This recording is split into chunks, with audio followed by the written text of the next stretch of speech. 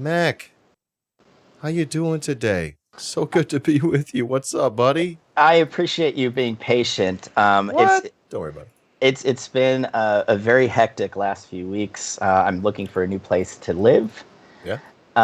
So I've been pulling some extra hours, and I double booked my interview for the podcast today. But we did the first bonus episode of You Don't Know History at the Movies, and we talked about Black Hawk Down. So Black Hawk Down. yes, a very imperialist, war glorifying film that tried to pass itself off as anti-war, according to the director. Very disappointing, a huge recruitment tool, and I felt it needed to be torn apart a little bit. So Dick Warlock and I did that today. So was Black Hawk Down class conscious? Did it pass the Bechdel test? Absolutely not. I would even say that based on if you just did a little digging into the soldiers that actually fought in it, they were very much a victim of the poverty draft. So we've been hearing that term before, and that was a term I was unfamiliar until someone said it here on my channel, the poverty draft. Yeah. Yeah, I mean it's true though. That's what the military does. When you see someone of affluence in the military, they are typically second or third generation, like West Pointer. The military is the family business. And when you get into the enlisted side of it, you have people from areas where there's no jobs. They live in food deserts. They live in very economically impacted areas. So the military is a great place to go. You get paid a decent wage, you get free health care, and you get a roof over your head. So you just have to do some imperialism to get all that shit. I honestly, I hear that and I can't stop but think about young men in my sort of extended family, my partner's cousins, you know what I mean, who are like going in the military, and I'm like, how do you express to them? We're already getting right into it, Mac. We're getting right into it, man. Pump the brakes. Pump the brakes. What we should be doing. That's what Pump we should the brakes. No. All right. I love it. Here's the thing. I can't seem to open up Google Chrome. So this is exciting. I literally don't know how to open up a window for browsing. But let me just sort of try to do that so I can pull up my list of questions. But here's the thing, Mac. We invite you here, along with everyone, in the spirit of building leftist unity, strength, and power. And, in that sense, you're a great guest, and I'm really excited to do this, because what we're doing today is we're planting seeds, Mac. We're planting seeds. We have about an hour to chat with each other, and we're going to see what's going to be worth returning to next time. I'm not gonna fix the world with a single podcast, but over time, I think we could start making progress towards that. Maybe, right? Best case scenario. So that's sort of the gist of this interview, and then hopefully return visits, we can really start digging into things, because you're already hitting on a lot of stuff. I want to just keep asking and asking and asking. But maybe we'll have time for that down the road. And I do have to say, I may have to cancel the interview because your beard is definitely overshining mine at the moment. Well, this was my you survived the army beard. So it was a gift I gave myself, and I've shaved once in almost 6 years. That's it. Holy shit. No trimming, nothing, no scissors. No, I just let it go, man. Control. That is control right there. Yeah. I mean, I'll put some a beard. I'll put a beard balm in it so because when I wake up, it looks like Karl Marx's head, So I'll just control it a little bit with some beard balm. It's beautiful beard, sir. All right. My gosh. I'm so stoked to be with you. So, all right, real quick, Mac, just introduce yourself, your name, your pronouns, what you do, etc. Here we go. Well, I'm Mike McGinnis. Everybody calls me Mac. My pronouns are he, him.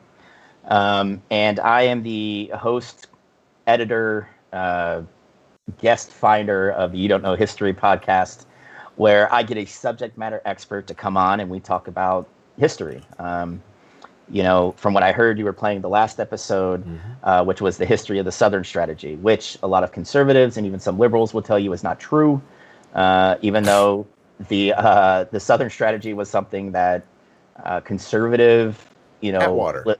Yeah, exactly. Atwater. I conservative. do know history, Mac. Interview over. Done. But I'm also streaming as well now Nice. about history as well. I stream on Tuesdays and Fridays because I have to work a few gig jobs to keep my lights on. But I talk about history, and this week's stream is about the Spanish Civil War. So if you would like to come and hang out on Tuesdays at 11 a.m. and noon on Fridays Eastern, you can find me on twitch.tv/YDKHistoryMac. That's really cool. The Spanish War? The Spanish Civil War. Who were they fighting? Well, themselves. Without getting too deep into it, one of the most well-known fascist dictators, Francisco Franco, overthrew the democratically elected leftist government of the Spanish Republic in 1936. And it was a coalition of leftists. It was anarchists. It was what you would call right socialists. It was communists. And at first, it went okay for what you would call the Republicans, the leftist government. But it ended up turning very badly once the NKVD got heavily involved, started purging soldiers because they weren't communist enough. And Franco had every battle-hardened troop from the Spanish military that at his disposal. So by 1939, the nationalists had won the war, and Franco set himself up as dictator, and he would remain that way until he died in 1975. All right, so we don't have to watch the show now. Thank you. Yeah, you're all done. You're Mac. all done. Thanks, beautiful.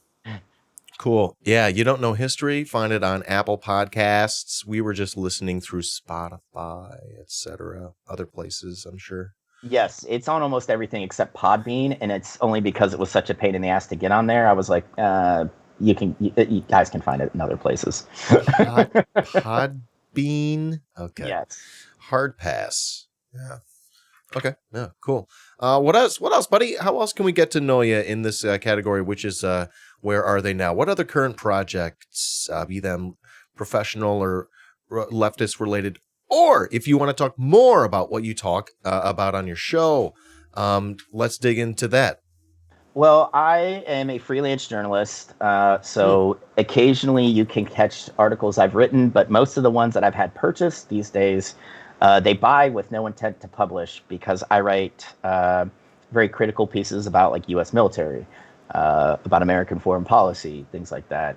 And I actually had an editor tell me, can you write just like shit-talking pieces about Donald Trump or Joe Biden? And I was like, no, that's low-hanging fruit, and I have no wish to do that.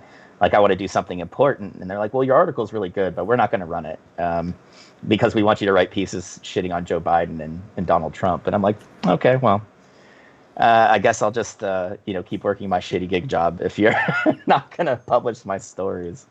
But that's the state of modern journalism now, though, man. It's just one of those unfortunate things.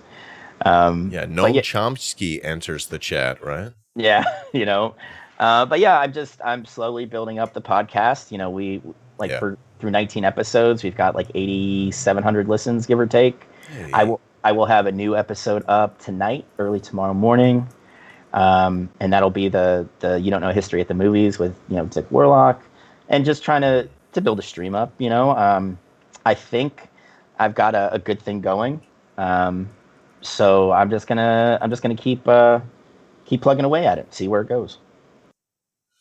I think you got a good thing going, and you're the big brain, and I'm the small brain, and I think that's why another reason you're a good fit for today, and good fit as a guest on the show. I would prefer the medium brain moniker. When you say okay. Big brain, people expect too much out of you. You know right. what I? Let's temper our experiences. Beautiful, beautiful. All right. Well, what else, Mac? Do you have like hobbies? What keeps you busy? What do you like to do in like whatever free time you got left? I am a devout sports fan. The only two sports I hate are NASCAR and golf. I hate debate. Oh, that's something we can talk about that in a second. Are you going to debate with me? No, I hate that right. whole debate bro shit as well. I love it. Sorry. It is amazing and a worthwhile endeavor. You are wrong. No, but I'm a comic book collector. I'm an avid reader. I'm trying to get my rotund ass back in shape, so I'm starting to. It's not so much running, but it's more jogging. Jogging. Yeah. But yeah, I try and keep busy with some worthwhile hobbies, and I do enjoy the occasional adult beverage or 15 when I can. Who counts? Yeah, All right. No, but I'm busy trying to organize here. I live in North Carolina, so it's very difficult. I'm working with a couple people I've met through Twitter and Left Link Vets to set something up down here in the Sandhills, to pass out, clothing and like toiletries to houseless people, and kind of take like the sting off that horrible S word, the socialist word here in the American South. And I also assist with labor organizing down here, which is a very underappreciated endeavor down here. Yeah. Talk about that. What's that like? Well, it's rough because I live in a right to work state, and in the South. I'm sorry, Mac. Remind me, where are you?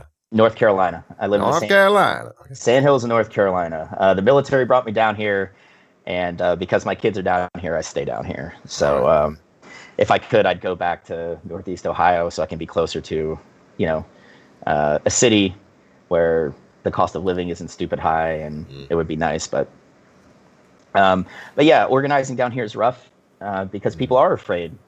I worked on an organizing campaign for Walmart Charlotte, where on the sample vote to see how many people we would get, it was around 88% said they would vote to form a union, and the minute the Walmart lawyers came out, we held the official vote 2 days later, and I think we only had like 23% saying they would organize. So, it's rough down here, and that's why I kind of identify with, what the Amazon workers in Bessemer were doing, because like they're in a state that, has a rich history of labor organizing. Alabama does, going back to the 20s and 30s, but because of the political climate now and the way things have shifted, unions are a bad word.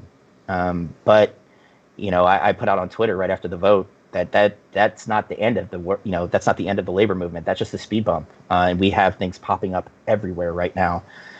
So me, being a very cynical person, I'm very optimistic for what we, as leftists can do to support a growing labor movement in the United States. It's just we have to get out there and do it. Which, with everything, people are busy. They have to work, they have kids, they have a million other things they have to do. But like, if you see a strike popping up, get out there and support it. You can just offer to just be there to help, carry placards or cook food or bring water or whatever the case is. Just be out there and show solidarity with your fellow workers. Awesome. Yeah, I was going to ask what people could do. Great. Yeah. So you're saying labor's popping up everywhere. It's growing. I'm sure your history informs that, your historical knowledge. You do the You Don't Know History podcast. I don't know. I'm assuming you just love history. You studied it. You watch a lot of the History Channel? When I got, well, you don't watch a lot of the History Channel for history anymore. You watch it for aliens. No, but I have degrees. I earned 2 degrees from UNC Pembroke, one in journalism, one in history. And history has always been a lifelong passion of mine. But unfortunately, finding a tenure track job in history these days is almost impossible because so many colleges and universities are just taking the axe to humanities programs. So I'm studying for the LSAT, and I'm hoping to go to law school next fall, focusing on immigration and labor law, so I can actually help people. Fascinating. Doing a law school. How long does that take? 3 years typically. Damn. Yeah. So I'll be 45 years old when I finally graduate law school. If I get in and graduate. I believe that. Wow. You're a young-looking guy. Congrats. Way to go, Mac.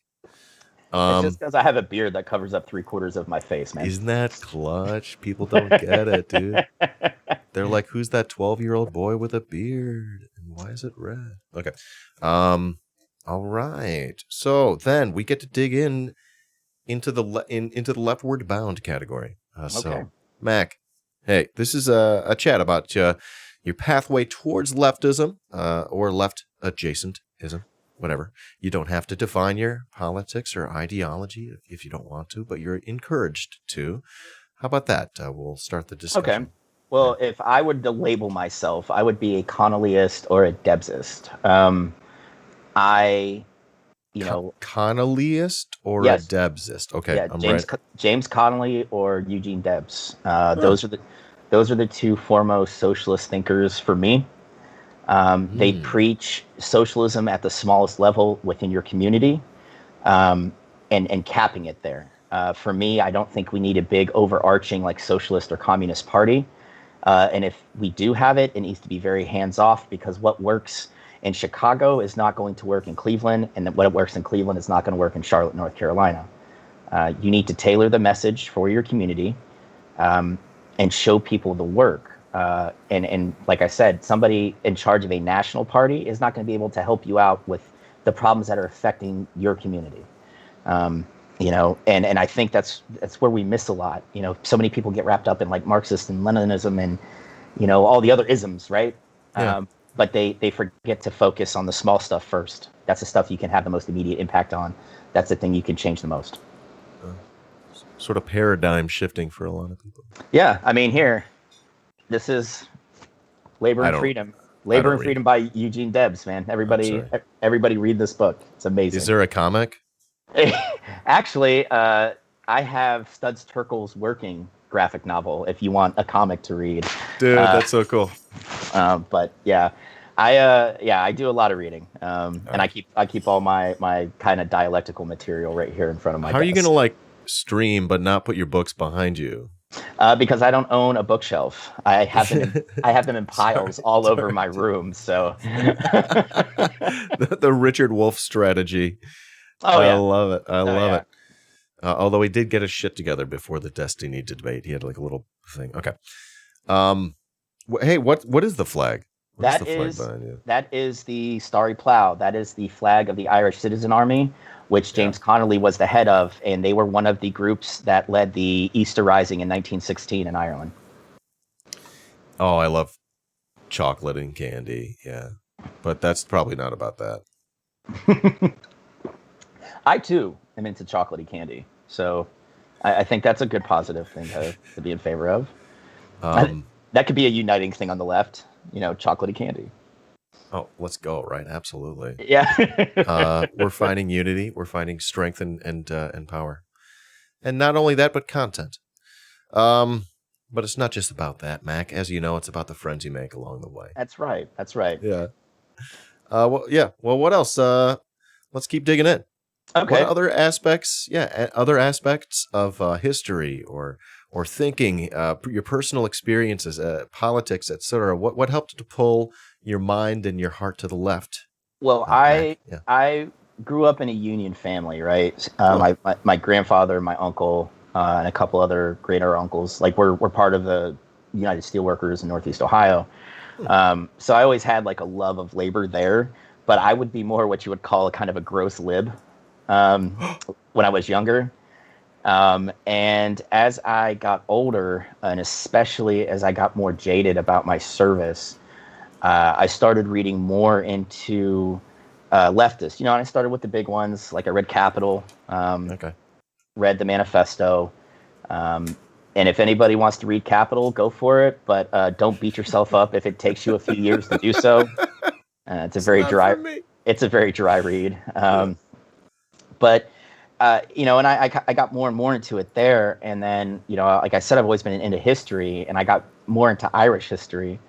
And I started reading about James Connolly. And he just completely captivated me. And as I got a little older and really got kind of jaded with my service and the ramifications of it, I went whole hog.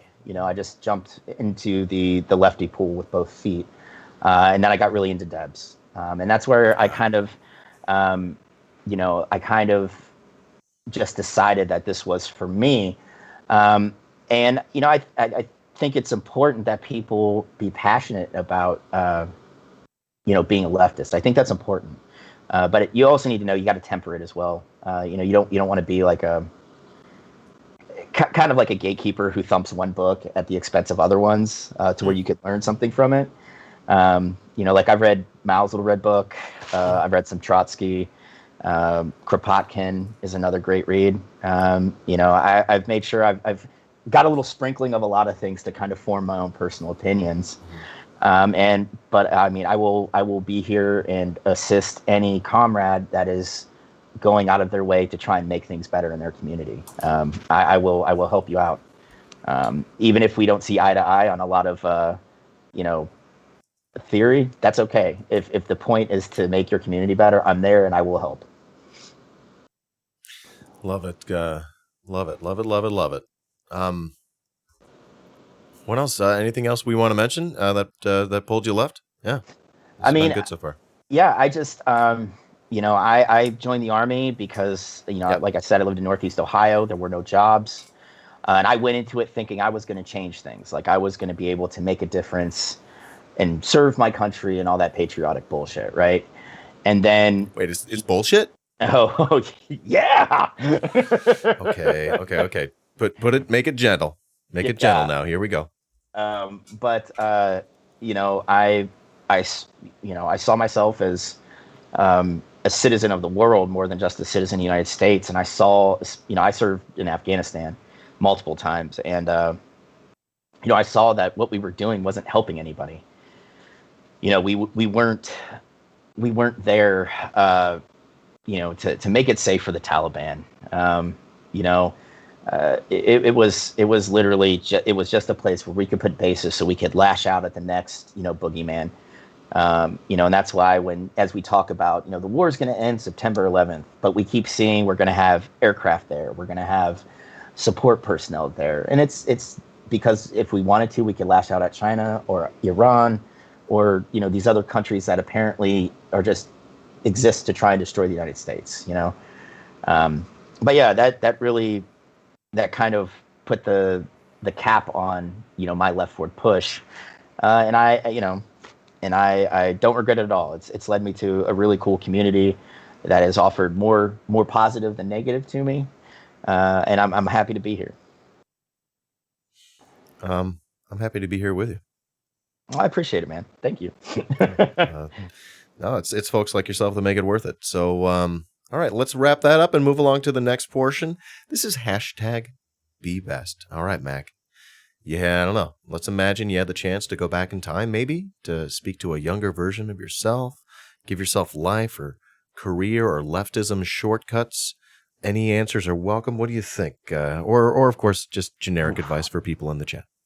Well, I would tell my younger self, because I was a know-it-all shithead, to not join the military. Don't do that. Okay. And I would give them a copy of every book I have so they could so we could start on that path to leftism earlier.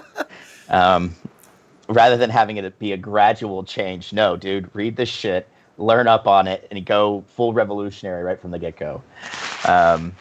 And it would, staying out of the military would help. I've had 2 back surgeries. I've had 2 complete knee reconstructions. I've had my eyeball completely dislodged. I've been blown up. I've been shot. My body is like a body of an 80-year-old man held together with duct tape and a prayer at this point. And not to mention my mental health that I struggled with for a while. Now I see a therapist. I'm on the good path. But it would save me a lot of pain. So my 17-year-old self, I would tell them to stay out of the military, read all these books, and be smart about your finances because I was horrible. Everybody, I was an infantry guy and I was an airborne guy. So I was doubly stupid when I joined the military. Wow, man. Wow. don't join the military. No. And if you are going to, because it's an easy way out, don't go airborne. Save yourself the pain. Yeah. All right. Nice. We're making good time here. That means we get more time to chat at the end. Hey, so the next up here's the Leftist Inquisition. It's the questionnaire. Everyone loves it. No one hates it. Yeah. Mac, do you have a favorite word? Obsequious. Obsequious. Yes. Yes, it's a good word, meaning, kind of secretive and cloying, not telling half-truths. It's a good word. Yeah. Obsequious. Oh. Alrighty. Do you have a least favorite word? Word you hate? Clam. I hate that word, especially when it's used in reference to female genitalia. No. All right. Moving on.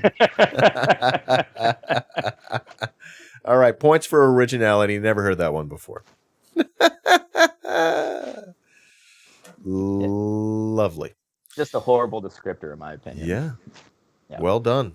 You brought it there. Do you have a favorite drug, a vice, or a guilty pleasure? Feel free to name one of each. I love weed. It is a great pain reliever, so I typically stick to edibles right now because I'm renting like the upstairs from a buddy of mine, and he asked me not to smoke in the house, and I'm like, I can do it. But edibles are nice. Yeah. And like I said, I enjoy the adult beverage or 15. I'm a big Guinness fan, and what sucks is being in the South, where you can't get anybody to pour a good pint anywhere. It's very frustrating. Oh, you got to tilt it and stick it right on the harp, right? Yep, and then you do not put it in a chilled glass. It has to be room temperature glass. Yeah. Oh yeah, yeah. And then you let it sit for like 4 minutes or some shit. Yeah, you got to let it sit. It's a Guinness pour. Yeah, they train people on it. Yeah, but not here in North Carolina. They just pour it into a chilled glass and they give it to me, and I cry a little bit inside. Yeah. Fucking shit. Yeah. But I'm not gonna lie. I will be very happy. I'm fully vaccinated, but I will be fully happy when I can go out and like watch a game, grab a good pint. I miss it. I know, honestly. My partner and I were getting into watching soccer, and that was obliterated right as we were like getting into a little habit there. Yeah. Yeah. Oh, sorry to hear that, buddy. And hey, you talk so fast. I meant to say, like, I'm sorry to hear about all the shit you've been through, and you had some injuries, and it's okay. I mean, dude, love your face, man. Thank you. I love yours. But like that's part and parcel, right? That's part of, that's one of the things you don't account for when you join, right? Is the physical toll it takes on your body. Like when you're younger, like especially for being an infantry guy, we'd go out in the field for a few weeks at a time. I'd come back. I would drink my body weight in booze. I'd wake up and run 5 miles in the morning. Towards the end of my career, it was like, I can't do this anymore. And I'm trying to keep up with like 18, 19-year-old kids. Yeah. And I'll like finish middle of the pack and be like, yeah, bitch, my old ass can do it. All of you can do it. And I go around the corner and be like, oh God, I'm going to die. I'm going to die right now. And like, my soldiers would come into like my office and just find me like laying on the ground after like a road march or something where we're carrying like 80 to 100 pounds. You have your full kit on, and we'd finish up and be like, all right, guys, go get showered, go eat breakfast, be back here 9:30 or whatever. And I'm just in my office laying on the ground like, oh, I can't move, because it's not something you really account for, but yeah, it was something else, man. But yeah, I mean, it's just part of it. And I should have taken better care. Like, I wish I would have known as a kid what I know now about taking care of myself physically, because I would have been in much better shape and I probably wouldn't be hurting as bad as I am now. All right, let's continue on. Mike, hey, is there a sound or a noise that you like? You love, even? Miles Davis. Miles Davis. That's my favorite sound. I would listen to him just play. That or Morgan Freeman just speaking. I would listen to him read the phone book. And it's just very soothing. Very soothing. All right. Is there a sound or noise that you hate? My kids when they're arguing. It makes me want to throw myself into traffic. Yeah. How many kids you got?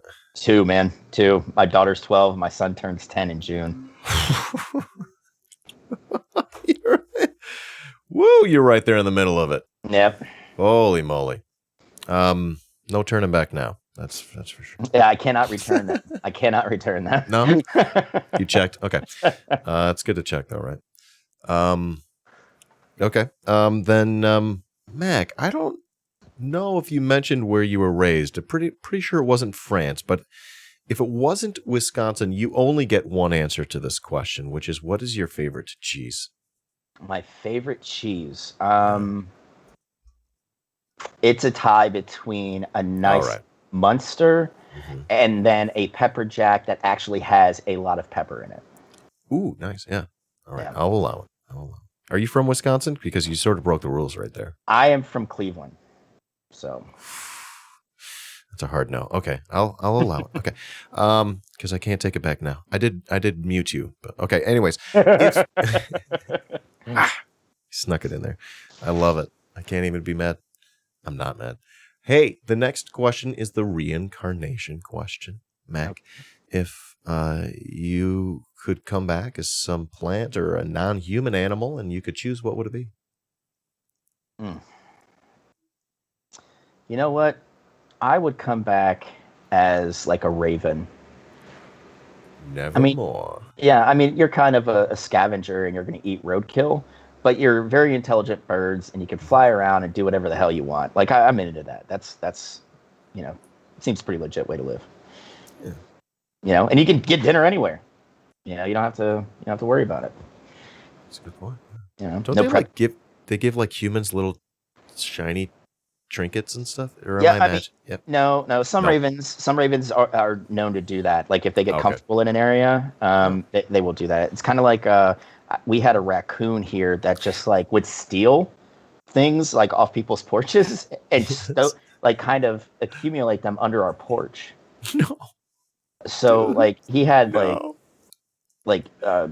stalks from people's gardens, like tomatoes from people's gardens. Like there was a smaller, not one of the big ones, but like a smaller lawn gnome. Like he was just a thief that kept all the shit under our deck. And wanted a friend.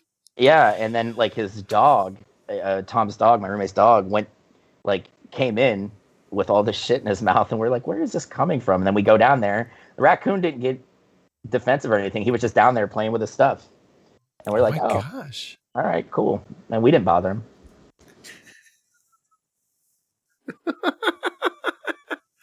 Oh my gosh, raccoons are so sweet. Little friends. Okay. Yeah, little amazing little creatures. What do they call it? Garbage pandas? Yeah, trash pandas. Trash pandas. Way off. All right. Then, God. If heaven and God exist, what would you like to hear them say when you arrive at your version of the pearly gates at the end of your life? Well, in the words of Talladega Nights, my Jesus has a tuxedo t-shirt because it's formal, but it also says he likes to party, right? So I feel like it would be like an interview, right? Where he would have like a pint or something there. So if like I get bad news, at least I can have a pint before I go to hell. Or like I get more pints when I go through the pearly gates. But I feel like he would say something like, is it worth it? Or was it worth it? What you did throughout your life? Do you think you lived a good life? And at that point, I would hope I could say yes. But I would kind of caveat that with, I did some dumb shit, but I'd like to think overall I did well, Yeah. I think that's a good pragmatic answer because everybody in front of whatever higher power is there, right, is going to be like, yeah, of course I lived a good life. Well, but some of people that say that didn't, you know. Hmm. Like, I'm sure George W. Bush is going to go up to heaven thinking that, and Jesus is just going to be like, nah, bro, and like pull the lever and he just falls, like in the cartoons. Yeah, just war criminal. Yeah, and then he just cackles insanely as he's sliding down into the hell. That's what my Jesus says, right? And he also has a mullet with like lightning bolts cut into the sides and just a sweet beard. Yeah. Fuck yeah, he's got to have a good beard. Yeah, otherwise, he ain't getting no respect. Oh yeah, exactly. Like, if your Jesus is beardless, then your Jesus is wrong. That's just how I feel about it. All right. What would his T-shirt say? Oh, like I said, tuxedo T-shirt, and he could have like one of those name tags that say like "My name is," and he would put Jesus, but with like an accent mark over the E, so you would say Jesus. Brilliant. Mac, loving it, loving this. Hey, then who's an influential leftist? And you could define leftist any way you like. An influential leftist you'd love to meet. Again, Connolly, right. James Connolly or Eugene Debs. But if I have to go outside those two, Cesar Chavez. All right. Definitely Cesar Chavez, because I think that's a missing part of our work as organizers and leftists, is that we really ignore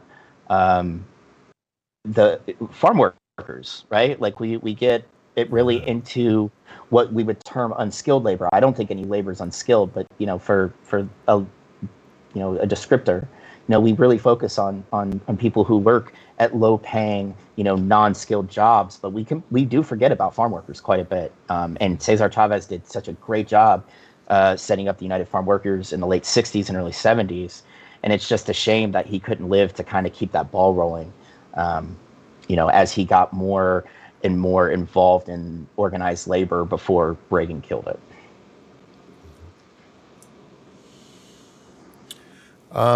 I think we're planting lots of really good seeds here today, Mac. Looking forward to joining you next time, sometime soon, maybe next couple of weeks. Who knows? Usually, there's actually not a usually. I'm just sort of doing this first run of interviews currently, and at that point, we're just going to open it up, and we'll be able to chat about any of these seeds that we've planted and anything else that we want to talk about. So far, this has been really wonderful, though. Truly enjoyable chat for me. So thanks again for being with me. Well, thank you for having me on, man. I appreciate it. Yeah, still got a couple more questions. The next one is, all right, Cesar Chavez or Debs or Connolly. Let's have a hypothetical conversation with them, and you can imagine that going any way you like. Maybe you would ask them a specific question. What would they say in your mind? Maybe you could tell them what you told me about. You could tell them what you told me today about your life. What would they think about you? What would they think about the world, etc.? Have a hypothetical conversation. Have fun. Well, I know Debs would definitely. He was one of the creators of the International Workers of the World. He has that very big, one big union mentality. So he welcomed everybody that was going to work for and on behalf of fellow laborers, right? Connolly would probably give me shit about working for an imperialist power, because James Connolly, before he got into organizing, actually joined the British Army and went AWOL because he was not into imperialism himself. But I would honestly pick all three of their brains about organizing, because they did such great work, especially Debs. Debs was an amazing organizer. I don't think he gets enough credit for that. Helping set up the IWW, and he became like a big focal point, right? Like he was a leader. He was a socialist leader, but all he wanted to do was organize at the local level. That's all he wanted to do, and he did such a great job that in 1920, when he was in president, he got over 2 million votes. Or when he was in jail, he got over 2 million votes for president. When he was in prison. So I mean, he was an amazing man, a great speaker, a great writer, a great organizer, and Connolly was the same way. And I don't think you could say anything about Cesar Chavez other than how amazing of an organizer he was when he went into those spaces, into those farm, in those fields, speaking to workers who have always been,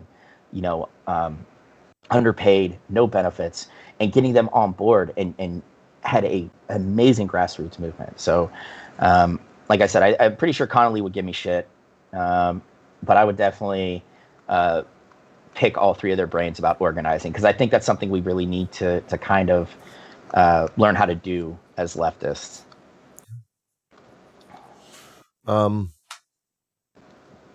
Yeah, absolutely. Okay. But next question. Do you have a favorite leftist book? Labor and Freedom would definitely be one. And for me, I would prefer things not get violent. Like I want to preface that I never want to see anybody get shot again. But I am an armed leftist. I will always be armed. And I believe that violence against people, especially people of color, will not stop until we start answering violence back. So if I were to give another recommendation for a book, it would be Peter Gelderloos's books, How Nonviolence Protects the State and The Failure of Nonviolence. Those are two amazing reads. And I think, and I agree with him on many, many parts of it, and that the state will continue to use force against us because we refuse to answer with force back. That's a pretty big seed we've just planted there. Oh, that's a good one. That's a really good one, dude. Oh, wow. Okay. Wow, dude. I love that bomb you just dropped right there. Hey, you're a streamer. You watch streams. Do you have streamer advice for beginners or veterans, etc.? Anybody? Okay, I will tell you right now. My first stream was a shit show. I only had one monitor. It just looked like ass, right? So I get a second monitor, and it looked better. Sound didn't work because, of course, I'm working off a Mac, and you have to have a whole other piece of software to get sound to work. But yeah, all I can give you advice about is do what I did, which is if you have a question, ask. I asked Dan, and Dan's like, dude, I'd love to help you out. I don't work off a Mac, but I know a guy who pointed me in the right direction, and I got the software I needed. But it can only get better. Just whatever streaming platform you're using, play around with it. If you look at my VODs, I have 4 tests because I was testing out how to put the interlays up and stuff. Just get comfortable with the software. And if my old boomer tech brained ass can do it, anybody can. So it's fun. I get to talk about history and hang out with people I really love, and they we bullshit through chat, and people are so far have seemed very interested in the subjects I've covered. So that's pretty cool. But yeah, I mean, if it's something you're interested in, just do it. But I do recommend getting a second monitor. Definitely, that will help a lot. Once you get that second monitor, though, you want a third. Oh no, I'm good with 2, man. 3 would be way too busy for me. Wow. Yeah. I'm pretty sure I'll want 4 at that point. Yeah. You're just gonna have a whole that whole back wall is just gonna be monitors. Monitors. Crazy. Everywhere. Honestly, I'd love it. Okay, Mac. So that brings us to the end of my questions here in the Inquisition, but the Inquisition does not end. If you have questions for me, it could be about anything else, we could talk about that. And also, if there are any questions in the chat, do you have any questions for Mac? Now's the time. Yeah. Otherwise, in a moment or two, we can talk about what's grinding your gears these days. We got some time to kill. Yeah, I mean, I've got nothing but time. But yeah, if anybody wants to ask me anything, I am very open. I'm very blunt, and I try to be as forthcoming and forthright as I can. So, someone's asked for you to give a hot take on Chomsky. Go. I think a lot of what he says is kind of outdated. We have to, again, you tailor the message for your locality, because again, that's where you're going to affect the most change. I think Chomsky looks too much at the macro rather than the micro. And on a certain level, that's cool. But how is the macro going to help you in your locale in organizing? How is the macro going to help you in helping the people in your community? And I think that gets lost a lot. We look too big. rather than focusing again on what you can change at your level, which is far more important than trying to change the United States. It just aim small, miss small is something I learned in the military, and it's something that is still true to this day. Aim small, miss small. Yep. As in aim big, miss big? I mean, yeah, like the thing is, a larger target, goes into marksmanship, but people think a larger target offers more surface area to hit. But when the way the eye works, if you see something bigger, you're actually more inclined to miss it. If you aim small, you miss small, right? You're not going to be that far off. You make a slight adjustment, and then you're on target, right? If you have a big target, you aim big, you miss big. You have to do more to correct in order to hit the target. I hate falling back on like those little military sayings, but that one actually works, and it's not gross and imperialist. Someone's having fun. I live at an intersection. People go crazy. Sorry about that. Yeah. Yo, I like that take. Interesting there. Mac, do you have positions on or approaches to outreach to right-wingers? Now, this is just me. I will not engage. For me, like if we're talking right-wingers, like if with that term you're speaking about like people involved in like 3%ers, Nazis, those types of groups, I will not engage. Essentially unbrainwashing them takes years of therapy. It takes years of like actual work.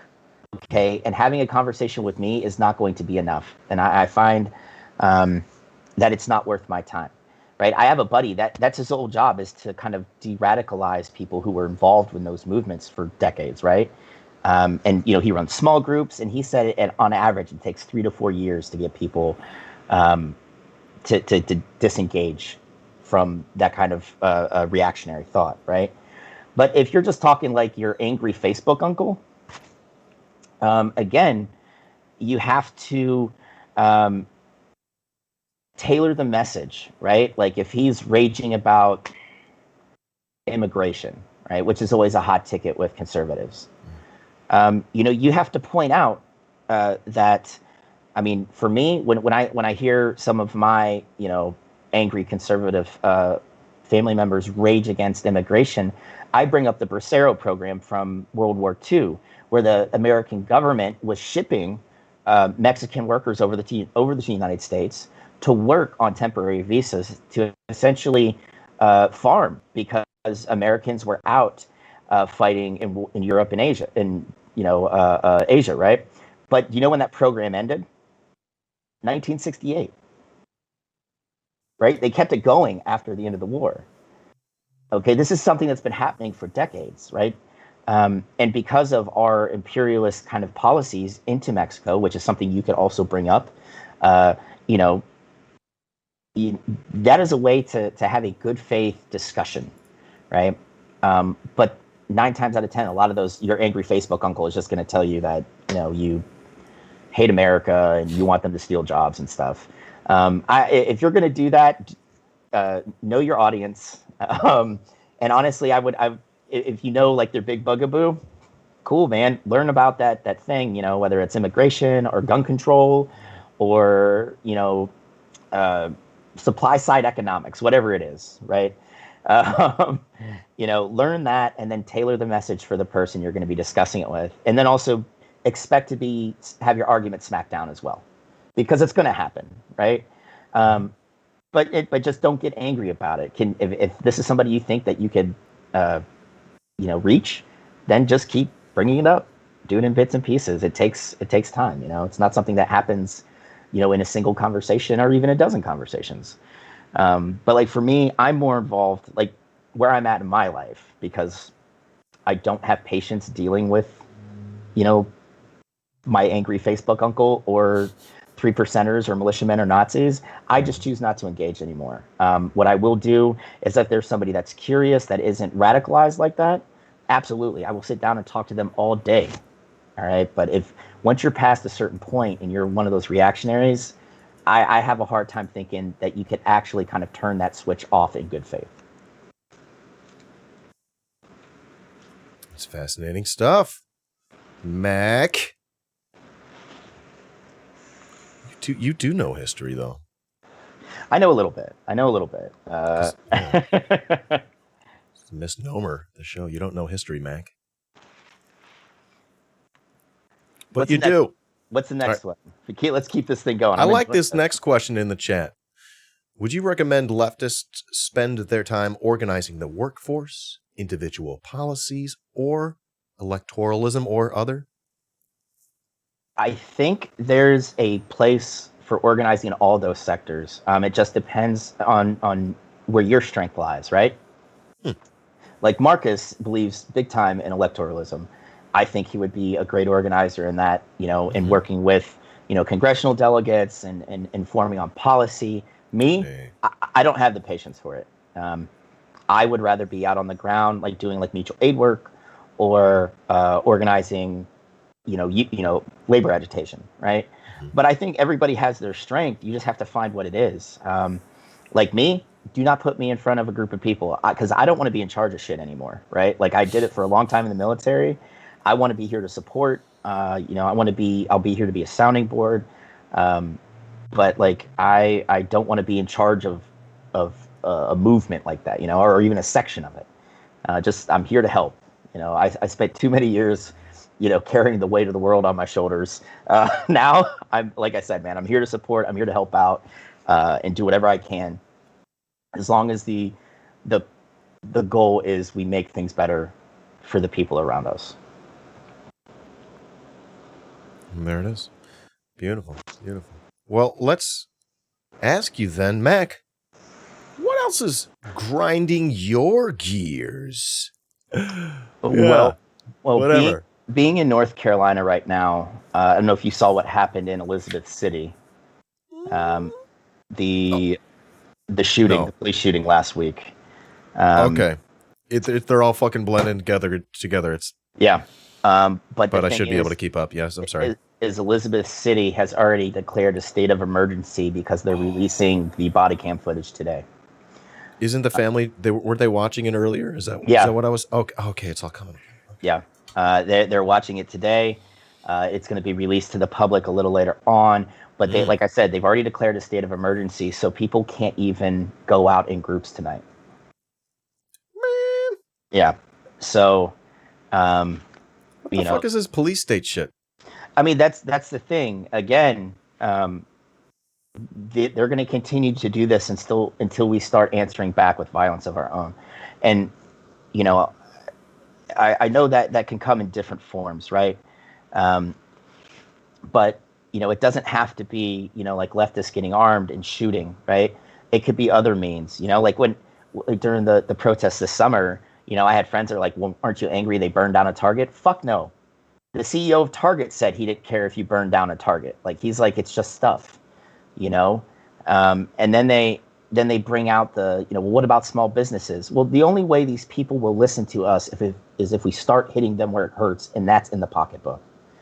So for me, you take the fight to these economic golden calves that these assholes worship, and start making them feel it. Burn down some Starbucks, man, in Minecraft. All right, don't in Minecraft. Don't get in trouble. Although the feds are onto us for saying that now, Dan. That actually came out in the memo that leftists are using that on social media. I don't think the feds are smart enough to figure that one out. Dude, it's actually in a public. It just throws them off the scent. Minecraft. Yeah, But yeah, like it's time we start doing that because that's the only way we're going to be able to enforce change. And the sad thing is like you said, Dan, we're doing this police state shit. So they're passing all these laws that say, a protest now is technically, I can't remember, I think it might have been in Louisville, where a protest now is a group of any more than 4 people. And you can be targeted and arrested and have a felony charge on your record for it. And then if you have a felony, you can't vote? Yep. It also precludes you from employment. It precludes you from federal and state programs. Wait, so then a police officer would have motive to try to catch their political opponents on bullshit charges like that? Yep. Mm-hmm. No, but cops are good people. Oh, they're the best. Yeah, they're the best. They should be abolished, though. Oh, absolutely. I'm way past. They're good people, but they're bad cops. I'm sorry. I just want to make that clear. Well, see, they could be good people. I'm going to tell you right now, the way I explained it is if you have 100 cops, right, and 10 of them are the ones like planting shit on people, they are, shooting people of color, they're using their state-sanctioned force against people, right? And then you have 90 cops that just sit there and watch it. Mm-hmm. You don't have 10 bad cops, you have 100 bad cops. Right. Because like I mean, the being a cop and being in the military are two different things. I understand that, but you also work in a very small community with the same people over and over again. You know exactly what they're doing day to day. You know what's going on, and if you don't speak up and stop it, you're as culpable as the person that's actually out there doing the illegal things. Mac, I'm sorry. Are you trying to say when they say ACAB, it doesn't mean all cops are beautiful? That's not what that means? Holy shit. No. I'm learning a lot from you. Yeah. Well, I mean, that's what I'm here for, right? We're all here to learn together. Do know your history. All right. Yeah, definitely. Yeah, that was also what Marcus mentioned. No, Lorax was mentioning the police state. Not to say that Marcus didn't mention it. However, okay. Yeah. So, Elizabeth City, we're looking forward to seeing that body cam footage maybe in the next few hours, huh? Yeah. I mean, it should probably be hitting soon. And that's the shitty part is that they're going to limit that community's ability to, one, grieve together. Yeah. And two, limit their ability to speak out with one voice. It's bullshit. It's 100% bullshit. And it does go back to this a carceral police state that we are living in, where we have private prisons that are charging cities with no money for prison beds that are empty. But, hey, no, we're at max. Keep that money train rolling in, I don't know if you saw on Twitter today, Dan, but like Concord, North Carolina, which is a tiny fucking town, and the only thing in it is a racetrack for NASCAR, just bought like 2 MRAPs, like mine-resistant ambush-protected vehicles. Shit I rode in Afghanistan. And then they took pictures of it and put it on their Instagram. Mm-hmm. Like, why are they... The United States police, okay, and this is factoring the FBI, Homeland Security, and all the municipalities, is the 3rd highest military spender in the world, only behind the actual DoD budget of the United States and China. Like, that's fucking ridiculous. I just, it's very frustrating because for such a liberty-loving people, supposedly, we have a lot of people, citizens in this country that are like, no, man, let me lick that boot some more. Please expand the police budget. Please buy them more gear to kill us with. Please buy more gear to intimidate us with. And it's just like, dude, you guys are fucking horrible hypocrites. Yeah. Please step on me. Yeah. Please step on Snake. Step on Snake. Yeah. All right. Mac, I gotta say, this has been a lot of fun chatting. I've filled up a note card with so many fun little interesting tidbits. I consider them all little seeds worth returning to, some more than others, of course. But oh my gosh, what a wonderful chat, dude. Dude, this is wonderful. Thank you for being here with me. You're beautiful. Thank you for having me on. I appreciate it, man. I really do. Yo, so remember, we've invited you here in the spirit of building leftist unity, strength, and power. You've been a great guest, and looking forward to the next time we get to chat, Mac. Peace and solidarity. Take it easy, Dan. Thank you. All right. How do I end the show? Oh, it's okay. Don't worry about this. It's okay, Mac. You didn't do anything. You didn't do anything wrong. Mac didn't do anything wrong. We're having fun here. Okie dokie. Hey, YouTube. You're watching a clip from my Twitch channel, twitch.tv/iDanSimpson, where you can follow for free and subscribe for only $5 a month. Thanks for watching.